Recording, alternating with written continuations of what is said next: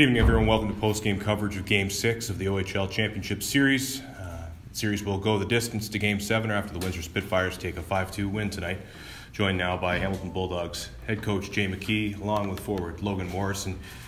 Coach, 3 goals in a collective span of about 2 minutes there at the end of the second, start of the third. Kind of turned the tide in this game. Maybe you can just give us your thoughts on that little flurry and the game as a whole. Yeah, I thought we were doing a pretty good job through the better parts of 2 periods. Hadn't given up a whole lot. They're a team that has a great ability of capitalizing on our mistakes, and they did that. We made a couple of mistakes there late in the second, and then they got the goal off the face-off. Great shot from the point that I think was a little screened on our goalie. A little disappointed in having to start the third down a man. Seeing there was, I think, about 4 scrums to end the period, but that's something we just have to deal with, and they scored on the ensuing power play, so that was a tough one to accept, but we'll move on. I think looking forward, it's a great opportunity for our guys to go home, play a Game 7, play 1 game, and with the opportunity of being OHL champions is a great thing for our players. We went through the whole playoffs, haven't had an opportunity to win a series at home, and now we're given that opportunity. I think it's something for our players to be excited about. Logan, coach said it. You can view it as an opportunity. 2 goals tonight after 3 consecutive 4-game series sweeps. You're going 7, and your backs are against the wall for the first time in these playoffs. Is that an exciting challenge for you guys as a group? Yeah, I think for sure. Obviously, we knew it wasn't going to be easy. It's the OHL Finals. We know they're a great team. So, like Jay said, I think it's a great opportunity. We're all excited in there to get back to our home barn where we love playing. And, I think it's a really exciting opportunity. Questions now, guys? Yeah, Logan, Jay, you guys go back home. You mentioned that rocking building tomorrow at First Ontario Centre. What's the message to the fans to come out tomorrow and hope and see maybe that upper deck full a little bit too as well? Well, our fan support has been great. It's obviously a very big building, so the more fans we can get, the better. Our players certainly feed off of that energy and that vibe in the arena. So, if they don't want to come out for an OHL final where it's a one game winner take all, they're never going to come out. So I expect it to be a good rocking barn. And tomorrow with the off day, any plans there? Go over this system where go to the power play, the penalty kill, clean some stuff up. How valuable is that to have that off day tomorrow, going into a Game 7, really get the details back in your guys' game? I think more than anything, having the off day is for both teams. When you play 3 and 4, it's a tough schedule in the playoffs. Usually you're playing every other night, but I think both teams just need to stay off the ice. And we after every game we look over all the details of the game and see if and where we need to make adjustments. So it'll be a good rest day for the guys and a pregame skate and get ready to go for Game 7. Go ahead, Brett. Logan, 18th straight game with a point for you in the playoffs. Just what has this playoffs been for you, and then just being able to kind of elevate your game to another level? I know you don't want to talk about yourself, especially after a loss, but can you just talk about what has been kind of the key for you to have been so successful in these last 18 games or so, and most of the whole season as well? Yeah, I think it's just not taking a game for granted here. Obviously, it's playoffs, and every game matters. So I just try to come out every game and play it like it's my last. So things are going well here. Obviously, that wasn't the outcome we wanted in that game, but we'll be good. And for Jay, just it seemed like that first 5 or 7 minutes was just you guys trying to get through that energy from the home crowd there. They scored that shorthanded goal, and it seemed like a sold-out crowd tonight here in Windsor. Just how important was it for you guys to kind of get through that part and know that you're going to have to weather that storm and then kind of get going there as the period went on and after the first 7 minutes? I thought we started out okay. Obviously I think the players that were on the power play and us as a staff were disappointed in the execution on that first power play and want to set the tone for the game, and it went the other way. So that's something that we'll talk about and look at. But we just can't start a game like that when we have an opportunity to start with the first goal in the game and instead give one up. Jay, obviously he's not going to be on the ice for you in Game 7, but still a huge part of your team. How much is Colton going to factor in the preparation for Game 7? Colton Cameron? Well, he's a part of our team, but we can't factor him in if he's not playing. So I think both teams, there's guys that I'm sure there's a lot of ice bags floating around, but with Colton being out, it is what it is. We've dealt with injuries all season long, a lot of injuries, and still found ways to have success, and that's a plan with whoever's in or the lineup. We believe in the guys that we have, and we're very excited about the opportunity. Also, any update on Ryan Winterton? We'd have him listed as day-to-day right now, so we'll have to see. We'll see how he is. He's better today, and we'll see how he is tomorrow. Back with more post-game coverage of Game 6 of the OHL Championship Series. The Windsor Spitfires 5-2 winners in front of what looked to be a sold-out crowd here at the WFCU Center tonight, accompanied by Spitfires head coach Marc Savard and captain Will Cuylle. Coach, what a series. A flurry of 3 goals in about a span of 2 minutes there at the end of the second, start of the third really kind of changed the tone of the game. Maybe you can reflect on that period and the game as a whole. Well, I got to give credit to our fans, too, right from the start.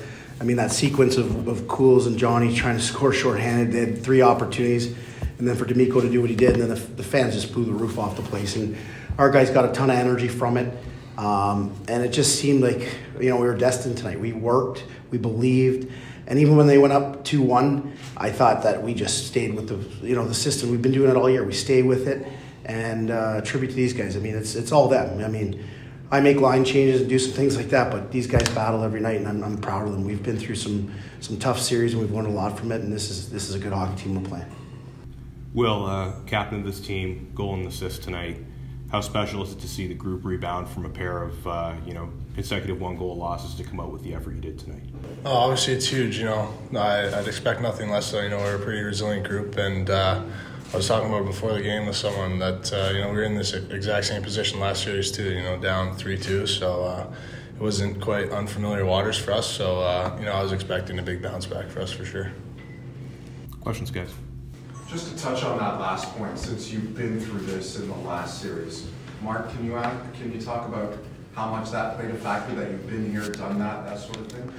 Well, I think as Cools can attest, we've been talking about the journey the whole way, and when we lost at times, this is part of the journey, guys. These are learning experience. Even when we went down 3-2 to Flint, this is we could have did this better, we could have did this better, but this is all part of the journey, guys, to where we want to go.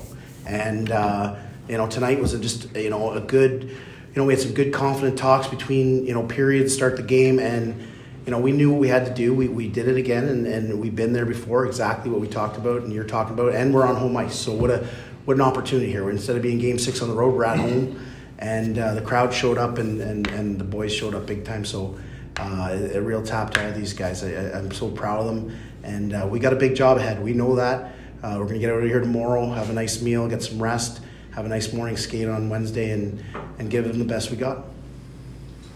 For Will, what is it when your backs are against the wall, your last home game of the season, regardless of the score, doesn't matter. Just what did you think of the crowd coming out tonight, and what kind of did that bring to you guys as far as a little bit extra juice, being able to have that great start that you had on that, as Coach mentioned, with the shorthanded chance, and then getting the goal shorthanded later on, and then just being able to feed off that energy for that 3-minute stretch? Just how much did that kind of inspire you guys to take it to that next level and win that game?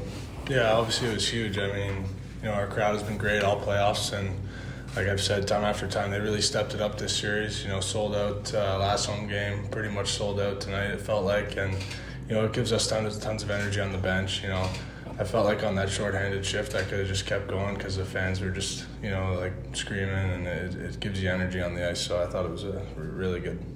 And one for Coach. I know you don't want to reflect that the season's not over yet, but obviously you had a great NHL career yourself. Just what has it been like? How much fun have you had coaching this year with these guys, and how much has that kind of been different from your playing days to now being in these tough situations as a coach, and obviously with your YouTube channel with Tape and Twig and Savvy? But what has it been like to kind of make that transition from a great player to now being a coach at this level, and kind of trying to give your knowledge to those guys? Well, I think I can give good feedback to them whenever they have a question, but it's great you brought that up tonight. I think on our second goal, I don't know if there's any video of it on the bench, I went down the bench with an arm pump, and I might even touch the bench a bit like I was playing. It's amazing. I felt like I was right back out there. But again, it's a lot of fun working with these guys, and I've enjoyed every minute of it. And yeah, I get a little intense at times. I think these guys can attest to that, and I feel like I might have got a helper on some of the goals, but I'm on the bench obviously. But I love doing it, and I love working with these kids. They've been great, and especially this guy here. You know what? I haven't talked about him enough. He's been fantastic for us all year. I know Johnny gets all the accolades too, and I want to make sure that this guy didn't just ride shotgun all year. He carried him too sometimes, and what a great pair they are. Well, you had Game 7 at home in the last series. You got to go on the road for this one. What lesson do you take from that Game 7 against Flint that you carry into this one? Obviously, we just got to play a full 60 minutes. I think being in their barn, it'll be a bit different than the last series, but it's nothing we're unfamiliar with. We've proven we can win in their arena. So obviously, it's going to be a bit tougher, but we're definitely up for the challenge. Savvy, do you have any Game 7 memories? Jeez, I got a lot of them. The Leafs one. The Leafs one, oh yeah, I told him about the Leafs one. Yeah, Game 7 the Leafs, but I wasn't in the lineup that one, but I was out. But that was a big one, 4-1. And I know everybody Leafs fans remember that one. We came back in the third period with 10 minutes left. I don't want to bring that up. That's a dagger. But I asked this, so yeah, you asked this. But I will tell you this one. Not Game 7 though, but my last game of my OHL career, and I know you can attest to this. Playing the Ottawa 67s, they were ranked number 1. Alan McCauley. I can remember our coach coming in and showing us the Visa Memorial MasterCard with Alan McCauley on it, and we're in Game 6. We were up 3-2, and it was funny because we went in the room and his name was Bill Stewart. And I know a lot of you guys have heard Bill Stewart. They're not great stories, but I love Billy. He was a great coach for me. And he came in after we were tied going in overtime, came in after the third, and obviously I had a pretty decent OHL career myself.